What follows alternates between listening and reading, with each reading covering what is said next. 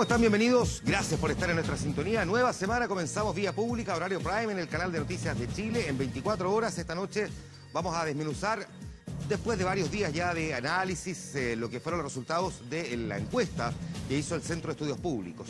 Y hay varias cosas que son realmente interesantes. Primero, la desafección que hay totalmente con la clase política, con el actual gobierno y con las reformas impulsadas por esta administración.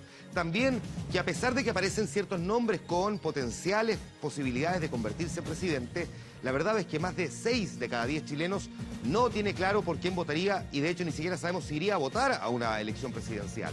¿Qué está pasando?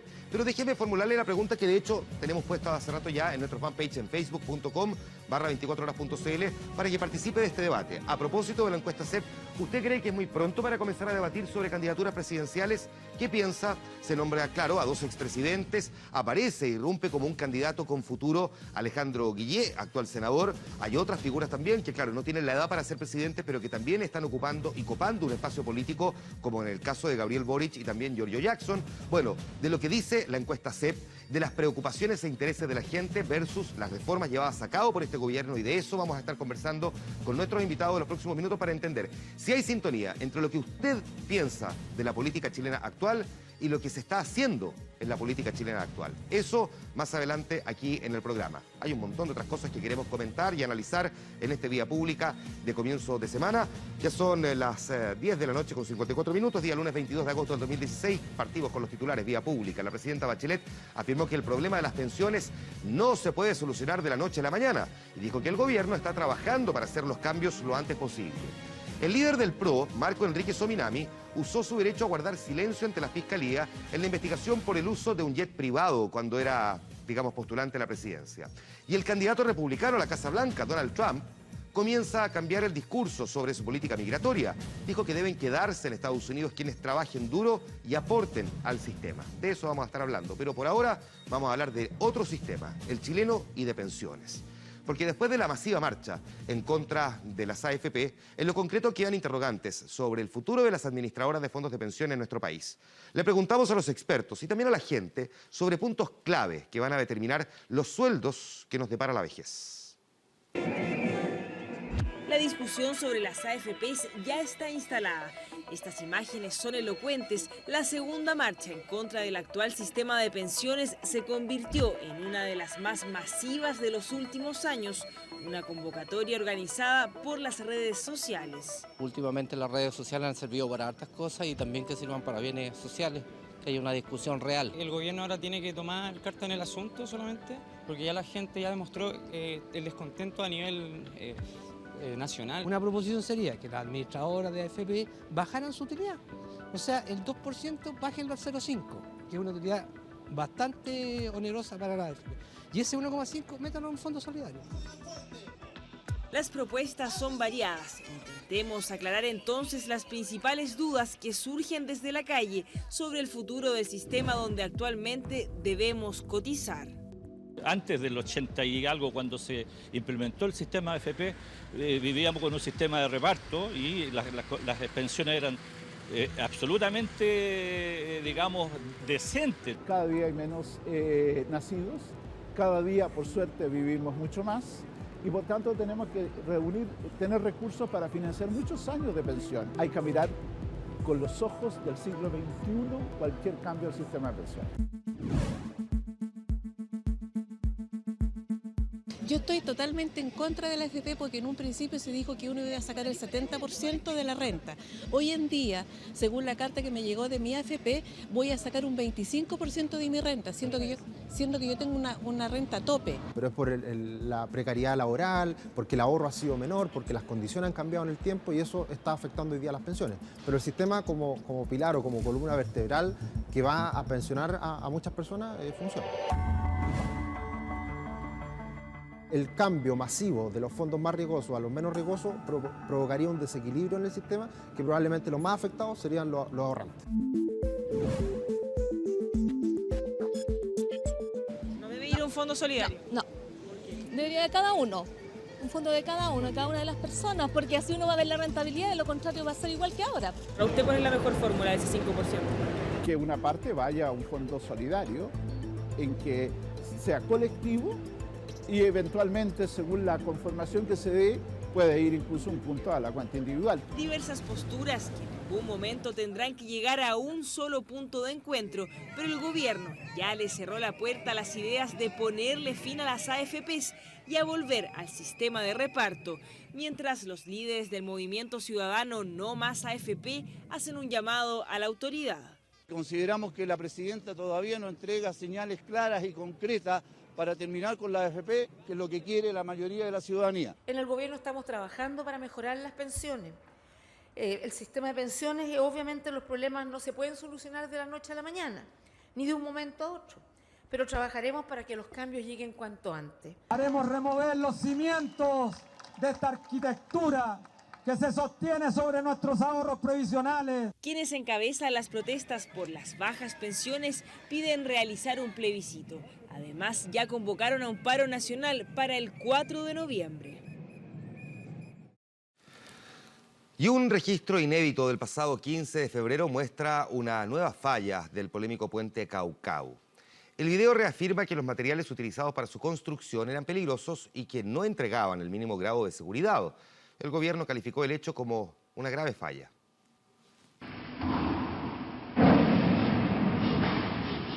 Un video que no se había visto, un peligroso movimiento que demuestra la seguidilla de errores, el por qué esta obra es considerada una vergüenza. Sí, es el famoso puente Caucau, el primer puente basculante de esta parte del mundo, por el que hoy se habla de bochorno y también de mega fracaso. Estruendo y tenso momento que obligó a al menos 2 operarios a evacuar de inmediato.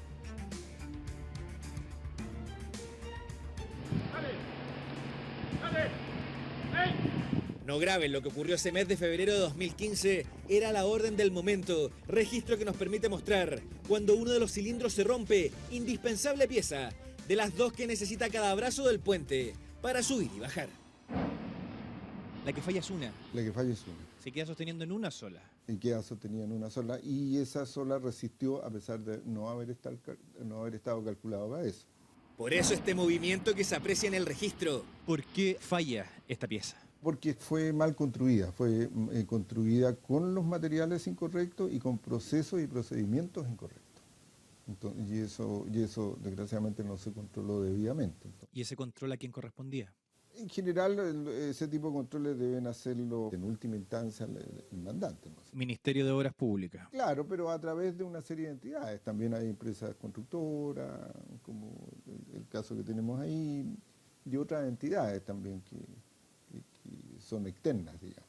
Sergio Contreras es el hombre responsable del estudio técnico, que buscó determinar las diversas fallas que ha presentado el puente, por las que sigue inutilizable. Y en estas condiciones en Valdivia, quisimos hablar con el ministro de Obras Públicas en Santiago, pero la vocería finalmente la tomó en Puerto Montt, el subsecretario de la cartera. Primero, en febrero de 2015 existió una falla grave. Fue una ruptura frágil, de cuajo, y eso significa que había problemas severos. La materialidad de los aceros con que se trabajó era deficiente. Eso nos llevó a nosotros a que como ministerio no podíamos seguir con la constructora. Constructora que ha respondido acusando al ministerio de errores y desorden. Por ahora y para concluir el puente, se han cursado las invitaciones para que empresas nacionales y extranjeras busquen adjudicarse la reparación de este, que según cálculos podría ver la luz antes que finalice el 2018, hecho que mantiene la indignación en los habitantes de Valdivia. Rabia nomás, impotencia nomás. La ridiculez más grande que estamos teniendo en nuestro país hoy día es una vergüenza. Yo vivo en Niebla y para poder pasar acá en el verano es caótico. Molestia por una mega estructura, por los plazos que se estiman y por los recursos que requiere. Que se hagan las investigaciones, no hemos tenido ninguna respuesta del ministro. El puente Caucau sigue sin funcionar. Esta imagen nos señala y nos indica en que todo lo que hemos dicho ha sido cierto. Investigación que sigue su curso para aclarar, por ejemplo, el aumento del presupuesto en 1.800 millones de pesos, los que necesitaría una obra que demuestra estar muy lejos de la prometida, criticada en todo el país y calificada como una vergüenza por los propios habitantes de Valdivia. Vamos a la política ahora. Marco Enrique Sominami decidió hoy guardar silencio ante el fiscal que investiga el uso de un jet privado durante su campaña presidencial. Se entendió erróneamente que el avión era parte de un servicio que había sido pagado, afirmaron desde el Partido Progresista, reconociendo que el avión no se incluyó en la rendición de gastos ante el CERVEL. El ex candidato aseguró que él no se entendió con los proveedores. Yo no quiero ser grosero con usted. Durante meses la versión de Marco Enríquez Ominami y su partido fue la misma. El avión lo pagamos nosotros. Las preguntas rondaban en torno al jet que utilizó para viajar por Chile en la campaña presidencial de 2013, el cual no aparece en la rendición entregada al CERVEL. Desde su excomando insistieron en que a través de la empresa chilena Conosur se contrataron los servicios de una agencia de publicidad brasileña. Y esta empresa trabaja, entre otras cosas, expertos internacionales y estaba dentro de esos servicios en los costos de producción del avión. Pero la versión dio un giro. El exdirector internacional de OAS, empresa investigada por corrupción en Brasil, aseguró que el jet fue una donación por una amistad personal. A través de un comunicado, el Partido Progresista informó que su vicepresidente, Camilo Lagos, declaró como testigo por el caso SQM ante la Fiscalía y aprovechó la instancia para reconocer que tanto él como la directiva entendió erróneamente que el avión era parte de un servicio comunicacional que había sido pagado y que ello fue comunicado erróneamente a Marco Enríquez Ominami. Sin embargo, posteriormente se confirmó que en los gastos de campaña no se incluyó la utilización del avión. Los gastos de desplazamiento en el año 2013 debían rendirse. Significaba precisamente el arriendo de transporte para trasladar al candidato, candidata, su equipo de campaña. No hubo ninguna declaración relacionada con transporte aéreo en esa campaña. Este lunes Marco Enríquez Ominami acudió a la Fiscalía a declarar como imputado. A través de las redes sociales señaló lo siguiente. No fue mi tarea acordar con proveedores. Fui citado a declarar como imputado y usé mi derecho a guardar silencio. Es evidente que hay mucho temor al cambio.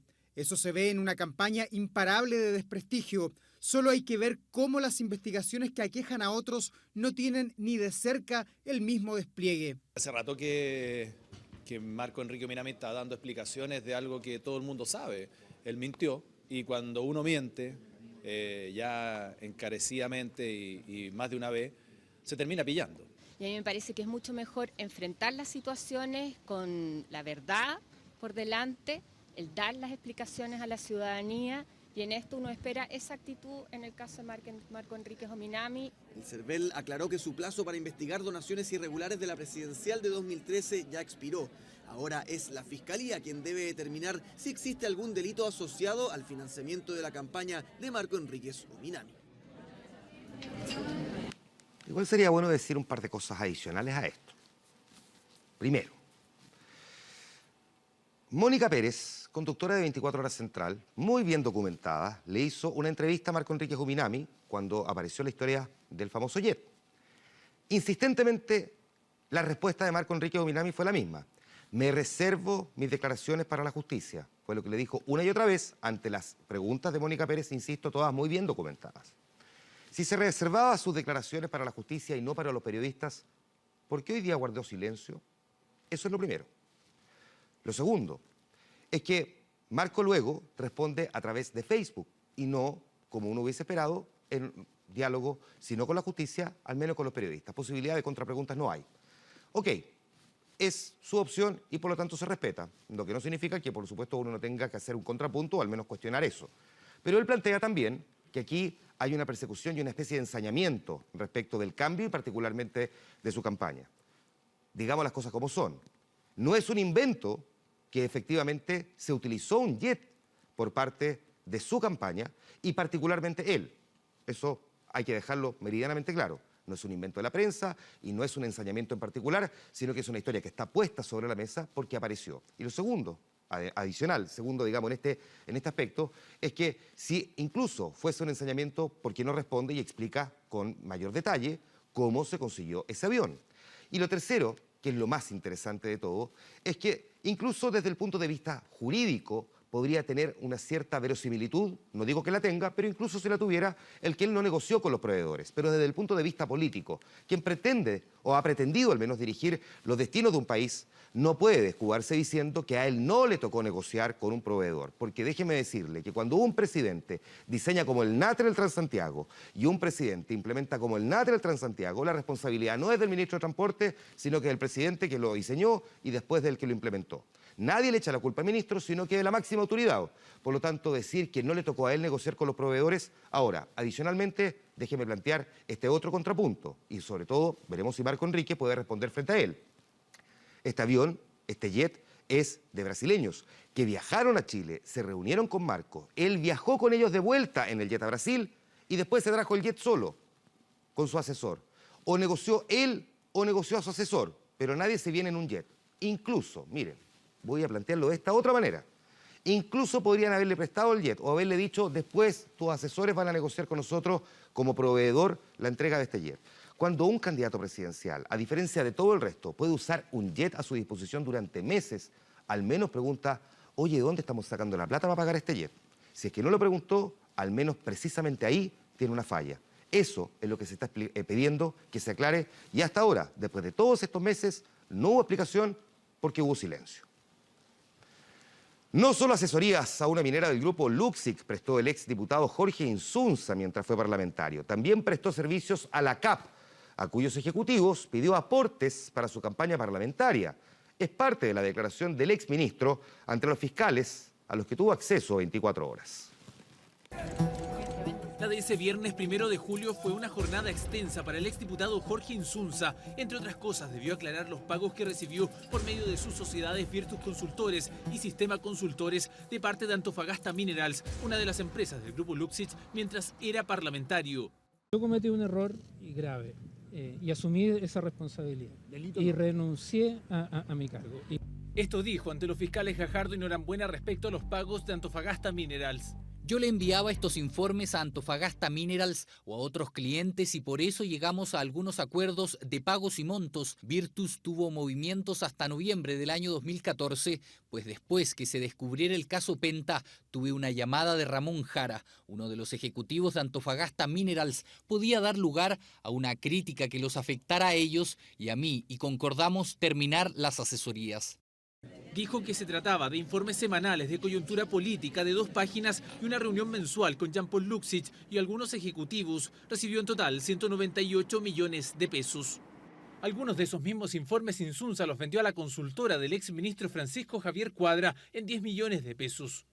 También mencionó una asesoría a Roberto de Andraca de CAP, a quien pidió aportes reservados para su campaña parlamentaria. También hubo una asesoría a Roberto de Andraca de CAP para una reunión que tenía con sus socios japoneses y para ello Andraca me pidió a mí en noviembre de 2013, cuando estaba electo, y en octubre del 2014, cuando yo era diputado, una minuta para la exposición que tenía que hacer. Lo que espero yo poder probar y transformar esta investigación es en la oportunidad para demostrar mi total inocencia y de que aquí no hubo ilegalidad alguna. El exsecretario de Estado también señaló que prestó servicios a otros parlamentarios, claro que antes que asumiera como diputado en el 2014, como fue el caso de Patricio Ales, de quien recibió más de 2 millones de pesos mensuales. Descartó que los dineros fueran retornados al entonces parlamentario. Insunza aseguró que no se involucró en los contratos con Codelco. La Fiscalía trabaja en el análisis de los informes y en establecer si los millonarios pagos son o no legales. Episodios como este probablemente son los que golpean la institucionalidad de la clase política de la que se ha estado hablando, pero que queda reflejado también en encuestas donde se muestra que hay una desafección de la gente con esa misma institucionalidad. También que muchos parecieran no tener claro por quién votarían si la elección presidencial fuera mañana. Ahora falta todavía para esa elección presidencial y hay quienes ya parecieran estar diseñando sus candidaturas. Déjenme mostrarle de nuevo la pregunta que tenemos en nuestro fanpage en facebook.com/24horas.cl. ¿La verdad usted cree que es muy pronto para comenzar a debatir sobre candidaturas presidenciales? ¿Qué piensa? Puede votar ahí en nuestro fanpage. Nosotros vamos a conversar de esto con invitados en los próximos minutos a propósito de la encuesta CEP. Pausa, nos quedan noticias, ya sigue Vía Pública. Volvemos de inmediato.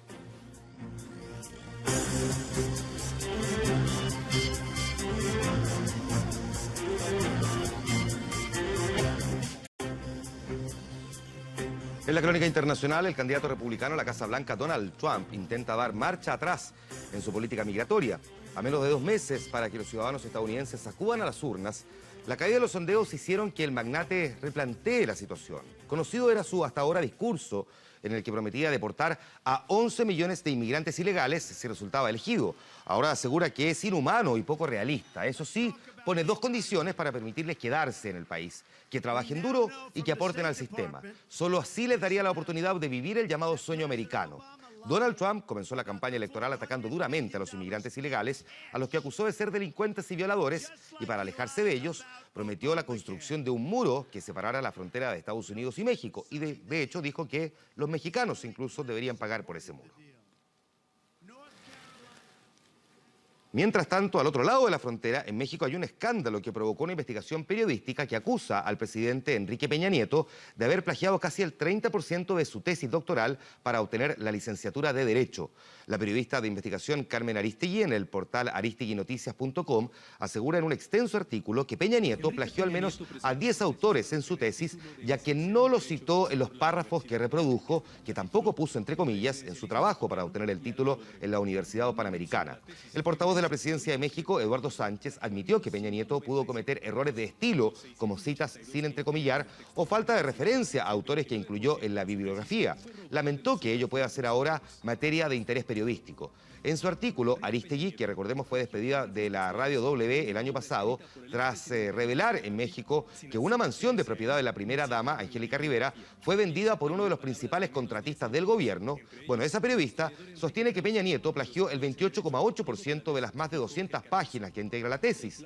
Bueno, esa tesis fue presentada en 1991. Peña Nieto estudió en la Universidad Privada Panamericana entre el 84 y el 89, y el 91, cuando el hoy presidente tenía 25 años, fue cuando presentó esa tesis.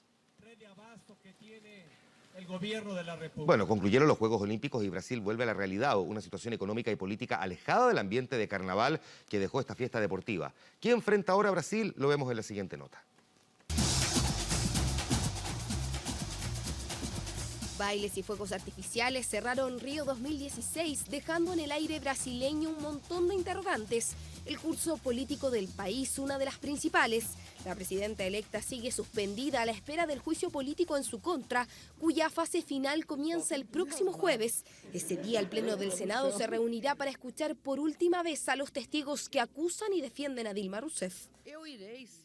Iré al Senado y espero justicia. No puedo esperar menos. Voy a argumentar en favor de la democracia, en favor del respeto del voto directo del pueblo brasileño y también en favor de la justicia. La mandataria, acusada de maquillar cuentas fiscales, asumirá el 29 de agosto su propia defensa antes de que el Senado vote si la considera culpable o no y la destituye definitivamente de la presidencia. No solo eso, hace tambalear a la política brasileña. El país continúa investigando la trama de corrupción más grande de toda su historia, asociada a la estatal Petrobras. Un caso en el que ningún partido político resulta con las manos limpias. La economía es otra de las grandes preguntas abiertas en Brasil. El país enfrenta su peor crisis financiera en 30 años, con una inflación y cifras de desempleo en alza. Más de 11 millones de cesantes, número que habría crecido con el término de las obras de infraestructura para la cita olímpica. Algunas que serán desmontadas y reutilizadas para fortalecer servicios públicos, otras, como la Villa Olímpica, convertida en departamentos de lujo. Una de las esperanzas de Brasil está puesta en el turismo, que después de esta exitosa fiesta deportiva podría experimentar un sustancial aumento según los expertos. Sin embargo, los medios locales adelantan que la limonada se pondrá amarga en Brasil cuando salgan a la luz casos de corrupción en el seno de la organización del evento y se sepa realmente cuánto se gastó para la realización de los Juegos Olímpicos que ya emprendieron rumbo a Tokio. Bien, la tiene difícil Dilma porque no solamente está enfrentando este proceso, prácticamente nadie se atreve a apostar que va a lograr sortearlo con éxito, más bien que va a terminar siendo formalmente destituida y alejada del poder, además porque hay una investigación paralela que está efectuando la justicia por obstruir precisamente la investigación sobre el caso Lavallato, este episodio de corrupción, cuando entre otras cosas ella intentó designar al expresidente Lula como ministro jefe de la Casa de Gobierno, dándole una especie de aura o protección con una especie de cierto fuero propiamente tal que impedía que se pudiese avanzar en esa indagatoria. Eso ha llevado a que hoy día a Dilma también no solo se le cuestione políticamente en el Congreso, sino que también judicialmente. Pero digamos que Michel Temer, el presidente interino, no la tiene nada de fácil. Apenas un 14% de popularidad y la gente tampoco está confiando en él. La situación política en Brasil muy, muy compleja. Nosotros vamos a hablar de la política chilena en un momento más. Nos vamos a ir De vuelta a un cambio de gabinete y de prioridades, es lo que pidieron este lunes algunos líderes de la nueva mayoría después de los negativos resultados para el oficialismo en la reciente encuesta CEP. En La Moneda se salió a reiterar que no van a aflojar en los compromisos adquiridos con el país, un tema del que vamos a conversar con nuestros invitados. Ante la nota, ya se los presento. Fue el primer cara a cara tras los magros resultados en la encuesta CEP. El comité político de los lunes en La Moneda tuvo como telón de fondo los 8 puntos de respaldo a la nueva mayoría y los históricos niveles de desaprobación a la presidenta, la peor desde el retorno a la democracia. Cifras que inquietaron al oficialismo a tal punto que algunos exigen no solo un cambio de gabinete. Aquí no podemos esperar a seguir bajando en las encuestas para que exista una reacción fuerte de parte del gobierno.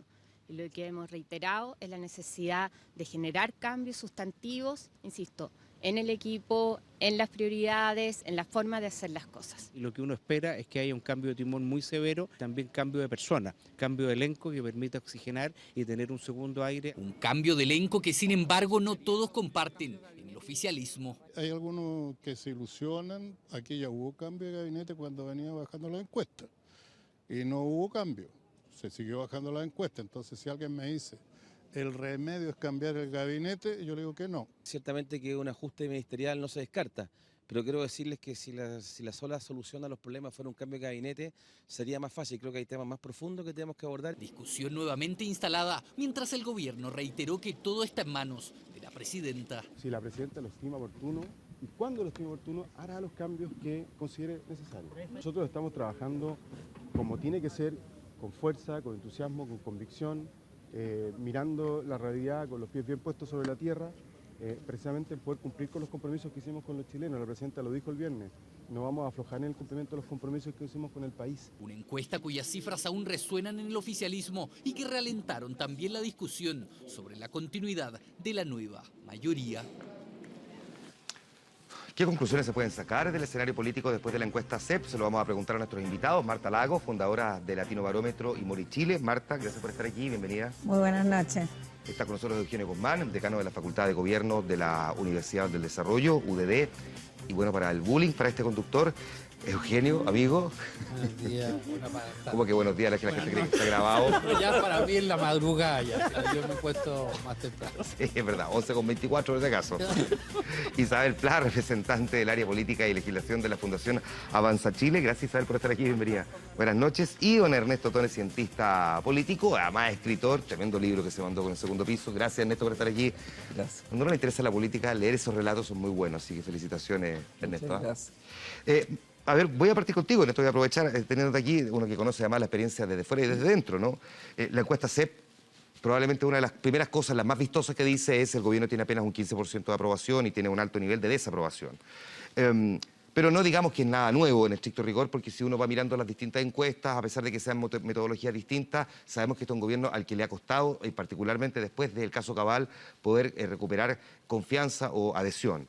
Sin embargo, al mismo tiempo, una de las cosas que refleja esta encuesta es que cuando uno le pregunta a la gente cuáles son sus principales prioridades y mira, en cambio, cuáles han sido los mayores esfuerzos hechos por este gobierno, pareciera que no hay un calce, un cruce entre las principales reformas del gobierno y las prioridades o preocupaciones de la gente.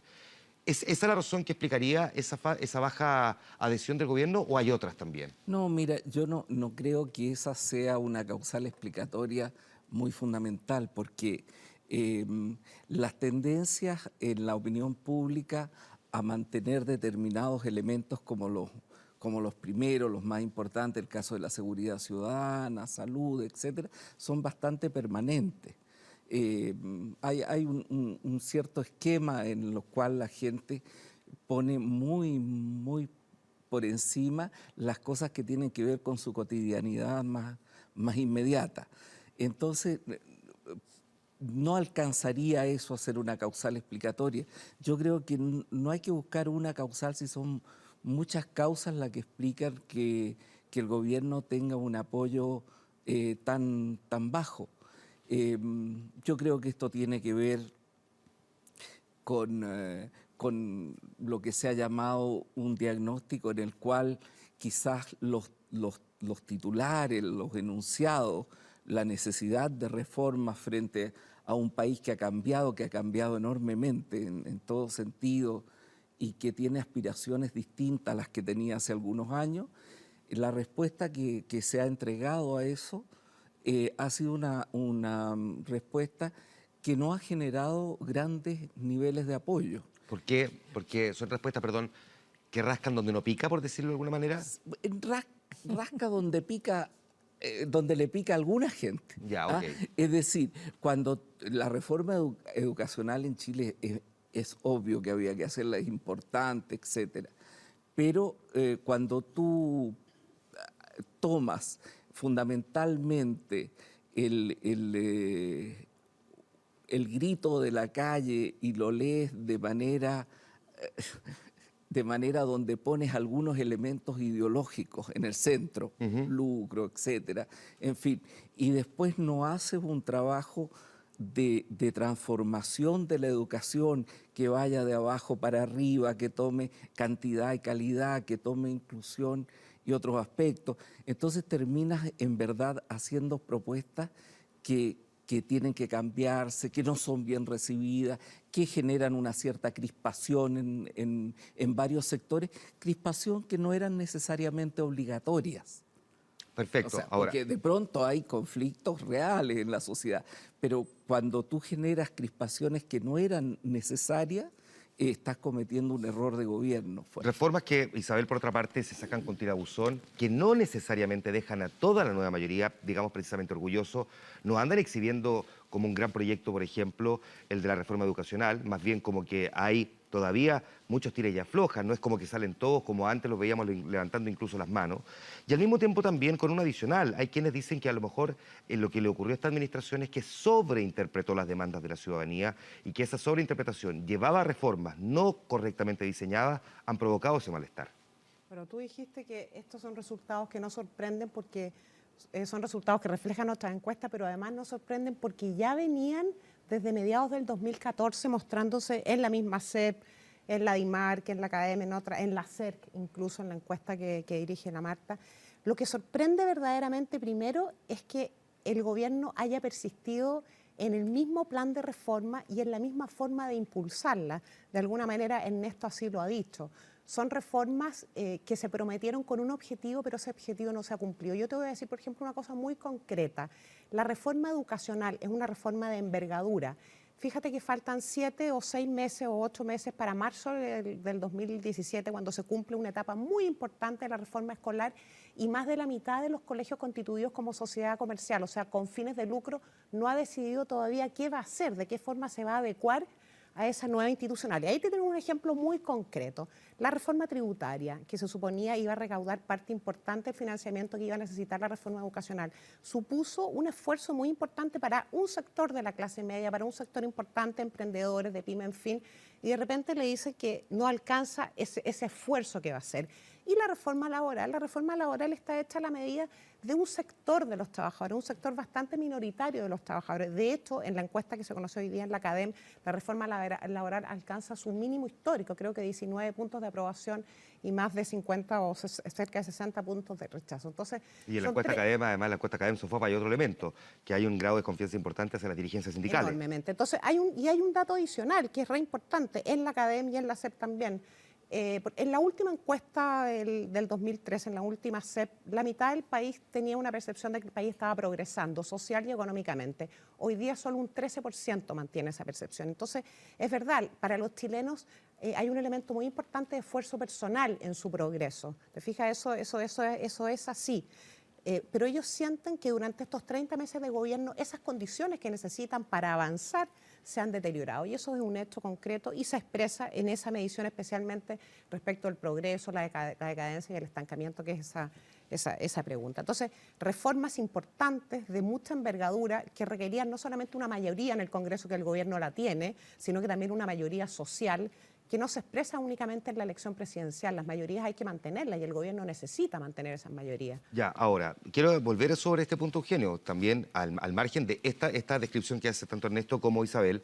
Nos estamos encontrando además con que la ciudadanía está planteando que sus principales preocupaciones no están plasmadas precisamente en esas grandes reformas. Uno es el de la delincuencia, que aparece siempre como prioritario y donde no hemos visto ni grandes enunciados ni tampoco grandes modificaciones, que tienen 44%, desarrollo económico 32% y atención en salud un 30%. Uno podría decir, ok, el de la delincuencia probablemente exacerbado por percepción más que por realidad. Perfecto.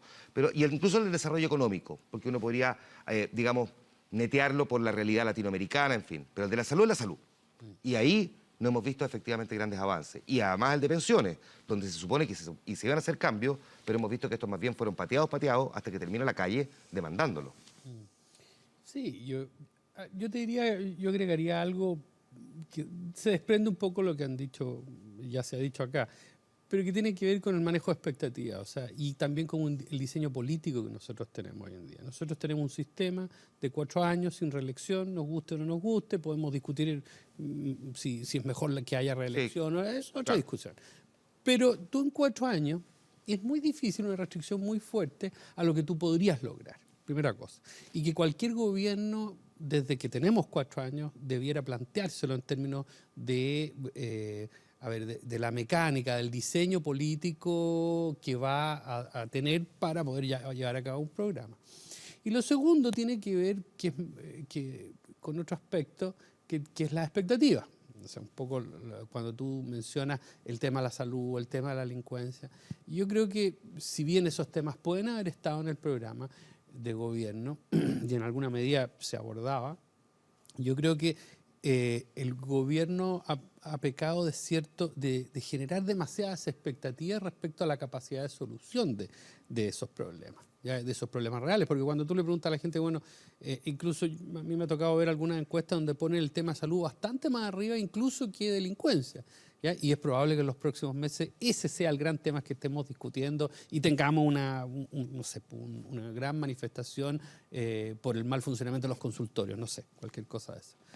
Que ha sido la tónica hasta el momento, de alguna manera, revitalizar ese tipo de temas que tienen gran asidero en la población. Entonces, yo creo que, resumiendo, uno de los problemas que ha tenido este gobierno es que no ha sabido aquilatar y ha generado demasiadas expectativas respecto de la solución o el alcance de las posibles soluciones que se le estaban proponiendo al país.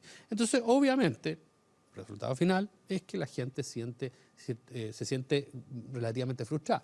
No solamente la gente que apoyó este gobierno, no se trata solamente de gente que no lo apoyó o que lo apoyó. En general es bastante transversal, porque pueden haber muchas razones respecto al rechazo. Ahora, más del 52% de la gente que se define de izquierda o de centro izquierda tiene desafección con el gobierno de la presidenta Bachelet. Eso precisamente el otro. Ahora, déjame empezar a aterrizarlo ahora en los partidos políticos, Marta, y ayúdame también aquí en esta mirada, porque hemos visto, y particularmente en las últimas semanas, una especie de descuelgue de la democracia cristiana, o al menos de algunos de sus dirigentes, mayoritarios diría yo además, como que en el fondo le faltó leer un poco más en detalle la letra chica del programa de gobierno. Distante y distinto a lo que había dicho el expresidente del mismo partido, Ignacio Walker, cuando ellos decían que habían leído completamente el programa de gobierno y que lo suscribían completamente, pero ahora dicen, no, en realidad lo que nos faltó fue haber conocido más el detalle del programa de gobierno y ese probablemente fue nuestro error, como en el fondo tratando de desmarcarse de alguna manera de esta crítica que tiene la ciudadanía. Ese conflicto interno que se está viviendo en la nueva mayoría, donde además se escuchan permanentemente voces que dicen que este pacto no tiene posibilidades de renovarse y de continuar más allá de este gobierno, en parte contribuye también a este clima de descrédito institucional político y también de desafección de la gente hacia esta administración, ¿no?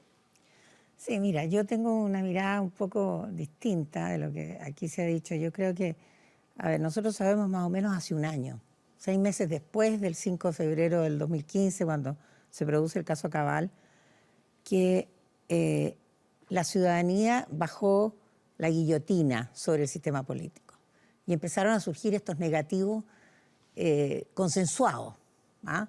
De que los políticos roban, los empresarios roban, aquí existen colusiones, hay carteles, etc. Entonces se crean estos dos negativos sobre estos dos ámbitos de la vida nacional que se ven en las encuestas muy claramente hace 12 meses. Entonces a mí me llama tremendamente la atención de que la palmada en la frente se la peguen porque la presidenta tiene 15% de aprobación, pero sí, era previsible que esto iba a pasar. A mí no sé cuánta gente me llamó por teléfono el día que la presidenta hizo su cadena nacional de la AFP para preguntar cuántos puntos va a subir con este discurso. 0. ¿Por qué? Porque el problema no son las políticas públicas.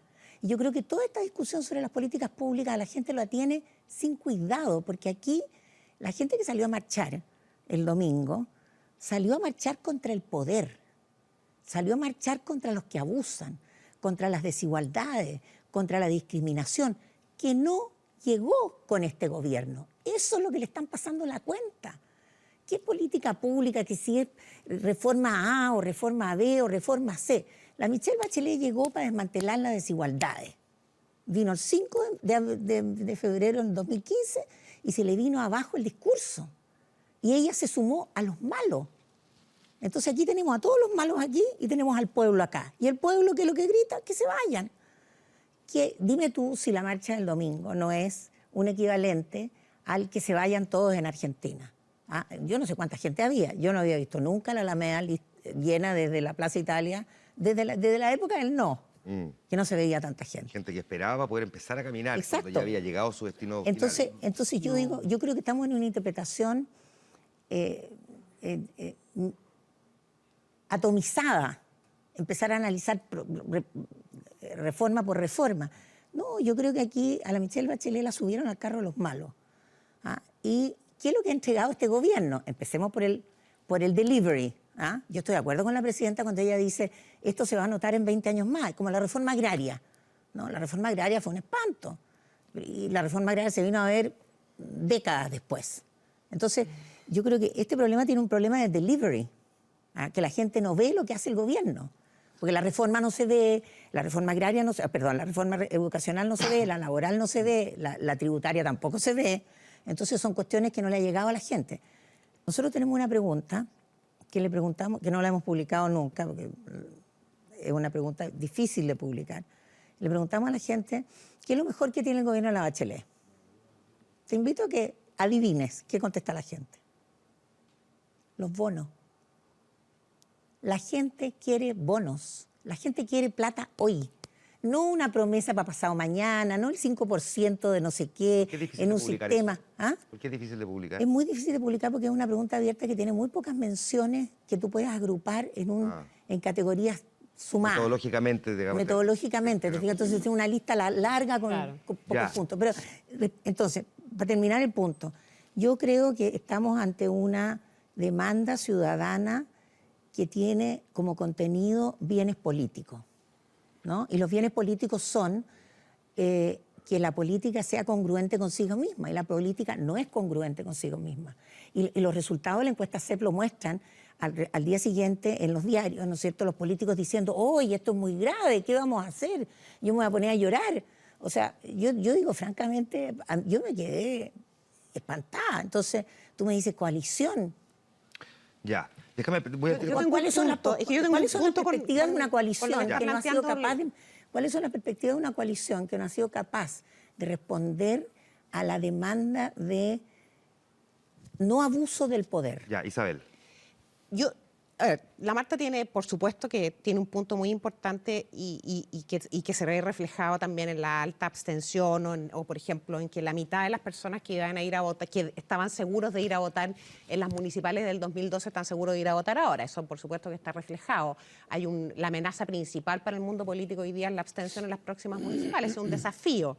Yo pienso que va a haber tal vez menos abstención de la que pensamos porque la ciudadanía va a sentir normas muy exigentes para los candidatos que fueron aprobadas en la agenda de transparencia y probidad. Tengo la esperanza de eso, pero hay una pregunta muy especial en la encuesta CEP, que en el fondo es una contrarrespuesta a lo que está diciendo la Marta, que es cuando le dicen cuáles son las 5 tareas o las tareas más importantes que tiene que enfrentar el próximo gobierno.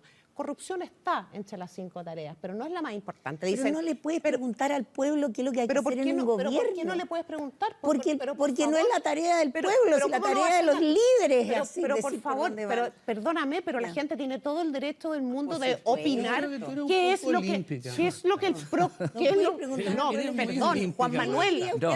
Pero perdón, si las personas, si los ciudadanos no tienen derecho a decir lo que el gobierno tiene que hacer. Pero no en una pregunta directa. A ver, no, sí, bueno, estamos hablando de técnicas. Esa es la respuesta. Así no funciona. Oye, no estamos hablando, que a ti no te gusta. Por favor. Son datos que a lo mejor a ti no te gustan. Pero sí.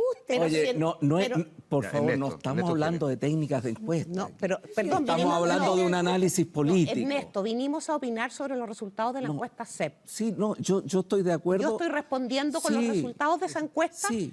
a una opinión de Marta Lagos. Me parece. Déjame argumentar otra cosa. Yo creo que en lo que tú señalas, Marta, hay un tremendo error, que es el mismo del otro. Que es decir, mire, las políticas públicas no tienen ninguna importancia, la gente está discutiendo, la gente solo discute emociones. La gente tiene una sensación de abuso, la gente discute contra el poder. Por supuesto, cuando hablamos de que Chile ha cambiado mucho y que pone la vara más alta y que toma la frase de Tocqueville y que cuando más tengo, más siento lo que me falta, existe, por favor, claro que existe. Y por supuesto hay un sentido de abuso y ese sentido se le pide al público y al privado, a todo el mundo. Y por lo tanto este es un fenómeno que además no es chileno, es global. Ahora, yo no haría la comparación, porque conozco bien el caso argentino, no haría la comparación con el que se vayan todos, porque el que se vayan todos era con la marcha del domingo y el que se vayan todos. El que se vayan todos era una cuestión muy violenta. Si tú estuviste en Buenos Aires cuando el que se vayan todos, era una cuestión tremendamente violenta. Dije que el equivalente, no dije que era lo mismo. Por eso que te digo que hay que... Y el país estaba atravesando una situación distinta. Y con una situación de incapacidad de ese país de funcionamiento. Entonces, lo de Chile es muy distinto. Y hay elementos de lo que tú señalas junto con otros elementos. Si un gobierno hace una promesa desmesurada y genera un conjunto de ilusiones, por ejemplo, con la gratuidad en la educación superior en 6 años, porque eso es lo que está en el programa, si se genera eso, naturalmente va a haber frustración, porque eso es imposible de cumplir. Y se dijo no solo por gente de oposición, se dijo también por gente que apoya al gobierno y que apoyó al gobierno. Entonces, no es que de repente vino Cabal y se jodió todo. Yo creo que sí. Lo de Cabal ayudó enormemente. Fue la gota que colmó No el vaso. solo, no. Había Mira, señales lo de Cabal, antes de Cabal. pero había Cabal y había la reacción frente a Cabal. Claro. Entonces, cuidado, que si hubiera habido otra reacción frente a Cabal por parte del jefe de Estado, habría habido también otra situación, Marta. Eso es necesario señalarlo. Por supuesto. Porque habría habido otra situación. Entonces, lo que yo te quiero decir no es que tus argumentos estén mal, sino que hay que ponerlo en un cuadro más amplio y más compuesto. Eso es lo que quiero decir. Sí, pues Marta, además, ¿qué piensas tú? Bueno, yo no sé, pero, a menos que tú tengáis bola de cristal, pero si tú te pones a pensar, una presidenta que sale con alta popularidad y con unos primeros meses bastante razonables, nadie podía predecir esto. Entonces uno tiene que apuntar o pensar de que hubieron otros factores ambientales que empezaron a tener influencia. Yo tampoco dudo que lo de Cabal, porque lo de Cabal viene a mostrar una fragilidad que existía desde antes. En segundo lugar, aquí hubo un déficit de conducción, ¿ya? En el sentido de no sentirse amedrentado frente a alguna marcha, cualquiera ella fuere, ¿ya? Sino que haber tenido un poco más de decisión y que probablemente a ella no la acompañó el mundo político, ¿ya? Para poder haber tomado esas decisiones, ¿ya? Se necesitaba más autoridad para, en vez de reaccionar y decir, ya, entonces vamos a hacer una ley, vamos a hacer una reforma. No, podemos hacer esto, punto. Y no tanto titubeo, cosa que, ojo, también le pasó a Piñera en algún momento dado.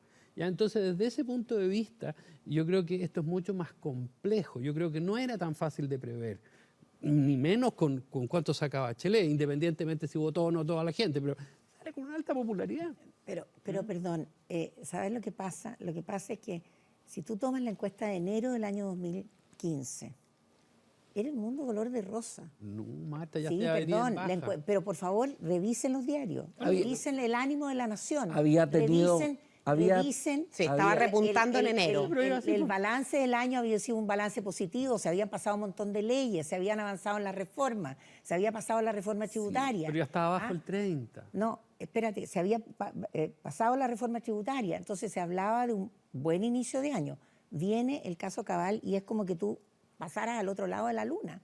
Sí, pero ya Entonces, está y de bajo el ahí 30 no después de haber repuntó. salido con un, No, y de ahí tiene no un apoyo 54. revisa bien los números, Eugenio. No, pero De ahí venía no de repuntó baja. nunca más. Venía de bajar. Mira, Sí, pero de ahí no repuntó, Marta, nunca pero tuvo no- la posibilidad de volver a Marta, repuntar. yo- Entonces, yo creo que desde entonces se están leyendo mal los datos, porque tú no te puedes concentrar solamente todo en el no es análisis, cabal, po, oye. pero no te puedes concentrar solamente en el análisis del impacto de la reforma, porque eso sin duda que es una parte de la película, pero tienes que supuesto, concentrar sí, en la eso es. demanda, Eso es lo la que estoy- demanda de abuso de poder, de eliminar el abuso de poder y en el desmantelamiento de las Pero tú le desigualdades. estás dando demasiado énfasis a una marcha multitudinaria, no, completamente yo de creo que la acuerdo, marcha de que ayer- refleja... Ya, déjeme yo Yo lo he creo que dejado la ahí. marcha de ayer Muy fue una Pero no marcha- hagas bullying aquí. No le voy a hacer bullying, déjeme hacer una pregunta. No, sí, Porque en medio de esto nos encontramos con otro escenario también, y es que esto no es solamente el gobierno de la presidenta Bachelet. Es el sistema político en su conjunto. Una de las cosas que lo refleja.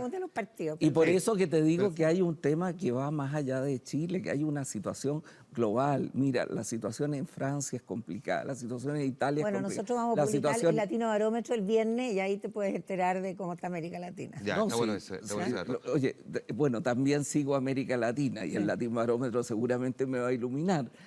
Pero el tema es que este problema, seguramente eso es lo que dice el Latino Barómetro, tiene una situación de cuestionamiento al funcionamiento de las democracias que es muy complejo. Déjame recoger ese punto y aprovecho a preguntarte, Isabel, también. Pues Isabel Allende decía que 6 de cada 10 chilenos en el fondo no tengan claro por quién va a votar, significa que esta elección presidencial está abierta. Esa es una manera muy optimista de mirarlo para quien aparece muy bajo en la encuesta, comparativamente a la misma CEP del año anterior. Otra manera de mirarlo, que creo yo sí es la más, digamos, desideologizada políticamente o convenientemente desde la política, es, perdón, lo que pasa es que no sabemos siquiera si la gente iría a votar a una elección hoy día, porque no hay ningún candidato que lo entusiasme lo suficiente. ¿Cómo debería uno, en tu juicio, interpretar lo que responde la gente en ese sentido? Yo creo que son los dos factores.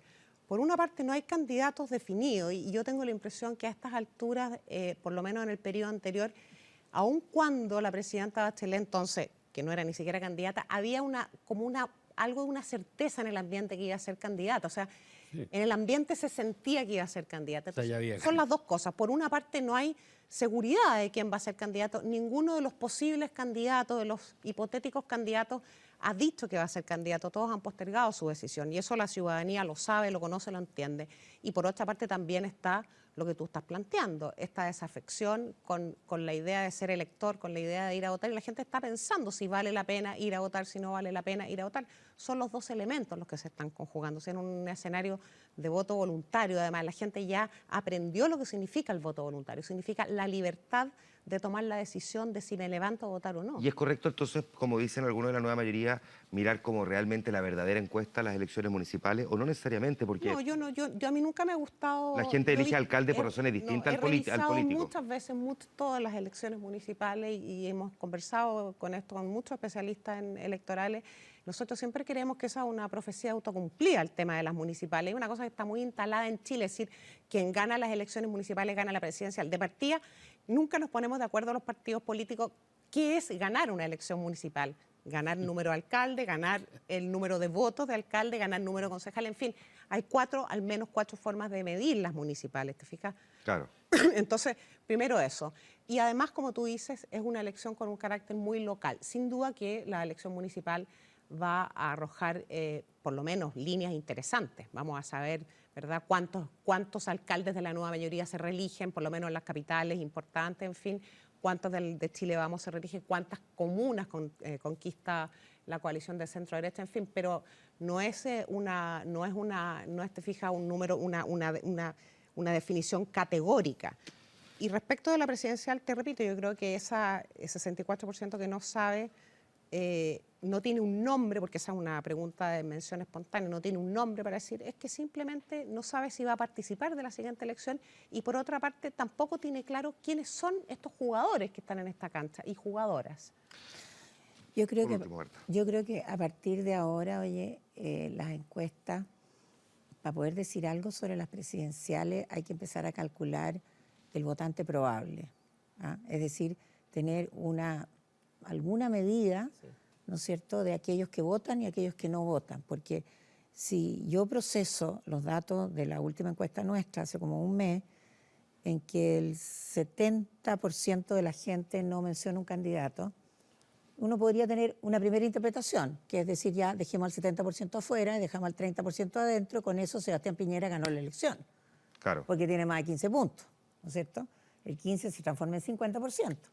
Entonces, lo mismo pasa con los datos de la encuesta CEP de hace una semana, ¿no es cierto?, donde él tenía 20 puntos y vota el 60%, si el 60% no vota, el 20 puntos pasa a ser el 50%. Entonces, el argumento de... Pero no son de intención de voto. No, si estamos haciendo probabilidad de voto, estamos haciendo probabilidad. Cualquiera medida de probabilidad de voto que tú hagas, Sebastián Piñera está cerca de ganar en la primera vuelta. A ver, con los datos que hay hoy. Ya que se me va el tiempo, pero brevemente, porque tengo ahí Primero, ese 64% no dice que no va a ir a votar, no se pronuncia por ahora. No, pero hay muchas otras preguntas. Y en segundo lugar, sin duda que Sebastián Piñera hoy día está en la mejor posición y con mucha distancia de los posibles hipotéticos competidores. Ernesto, porque además adicionalmente está la discusión sobre si hay algunos partidos que les conviene más llevar derechamente candidato a primera vuelta y otros como Eli Matei que dice segunda vuelta. Si es que, claro, pero dicen en vez de primaria y otros que dicen como Eli Matei que dicen lo que hay que ver es cuál es nuestro mejor escenario para ganar y ahí resolvemos si llevamos a primera vuelta o vamos a primaria. Mira, yo creo que de una parte es cierto que hoy día Sebastián Piñera aparece como el más adelantado en esto y donde hay opiniones más dirigidas hacia él. Pero creo que todavía estamos en una situación muy inédita de desorden del cuadro político. Estamos en una situación muy inédita, con una sociedad que está mostrando características que es difícil de interpretar en su conjunto. Entonces todavía el cuadro electoral del futuro tiene una parte que está abierta, quizás no por la razón de decir que los dice algún candidato o precandidato o una persona que tiene intereses concretos en esto, pero yo creo que todavía hay una gran cantidad de indeterminación y eso no había sucedido en Chile. No había sucedido en Chile en los años anteriores. Más o menos se sabía quiénes eran, quiénes iban a competir en serio y cuáles eran las candidaturas testimoniales. Hoy día eso se sabe menos. Va a depender mucho de lo que pase en el próximo tiempo. No tanto en las municipales, yo estoy de acuerdo con eso, sino en cómo se conformen los campos de fuerza. Yo creo que todavía no se han conformado. Por último, Eugenio, ¿de qué debería depender entonces que se decanten y se definan esas candidaturas?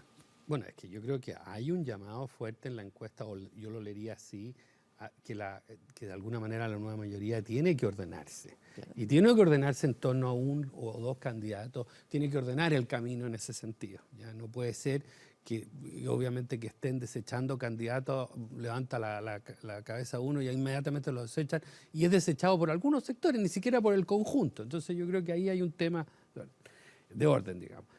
Yo creo que las municipales igual hay que leerlas. Fíjate en la encuesta CEP, el 52% de las personas, más o menos como ha sido históricamente, dice que está satisfecho con su alcalde. Entonces ahí, de alguna manera, probablemente vamos a tener una alta tasa de incumbencia, ¿me entiendes? Sí. De reelección de los mismos, y por lo tanto las lecturas van a ser un poco en mantener ciertos, más o menos las fuerzas que existen hoy.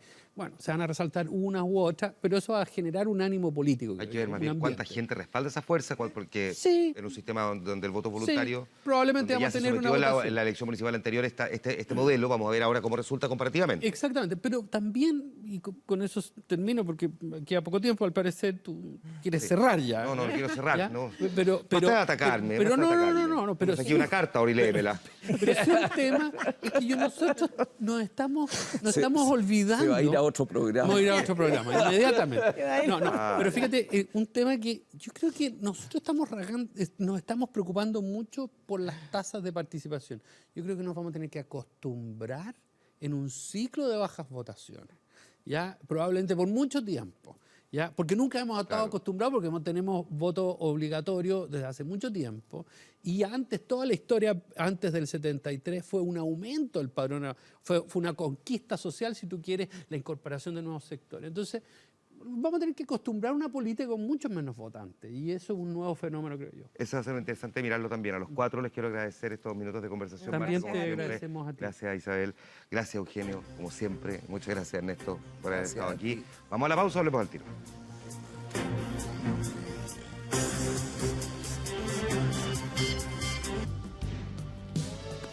Estamos de vuelta. Veamos el resultado de la pregunta que le estábamos formulando a propósito de uno de los aspectos de la encuesta CEP. Nosotros se la hicimos en nuestra fanpage en facebook.com/24horas.cl. Es muy pronto para comenzar a debatir sobre candidaturas presidenciales. Esto fue lo que nos respondieron. Mire, tenemos el resultado aquí. Sí, 50%, no, 50%. Miti Mota, primera vez en todo el tiempo que estamos haciendo encuestas en nuestro fanpage en Facebook que tenemos una opinión tan matemáticamente dividida. Veamos lo que destaca nuestro portal 24horas.cl. Una de las noticias del momento, Nabila Rifo, que estaría exculpando a su expareja del brutal ataque y acusa presiones por parte del fiscal del caso. Hay un medio radial, Santa María en Aysén, que reveló parte de un diálogo entre la mujer y su cuñada, y en esa conversación dice que Mauricio Ortega no sería el autor de la agresión y asegura que así se lo hizo saber al fiscal Pedro Salgado. Historia que nosotros vamos a estar siguiendo en nuestro portal y también en nuestro canal de noticias 24horas.cl. Tenemos a esta hora en Santiago una temperatura que está llegando a los 9.9 grados y anuncia el pronóstico del tiempo para los siguientes 2 días. Despejado mañana, 20 grados de máxima, y nublado el miércoles con 20 grados también. Nos vamos con la música de Pink Floyd, una banda que anunció que va a empezar a reeditar todos sus discos, va a ir de a 3 en 3. Una muy buena noticia para los seguidores de este grupo. Así terminamos. Gracias por su sintonía. Nos juntamos mañana después de 24 horas central. Descansen. Buenas noches.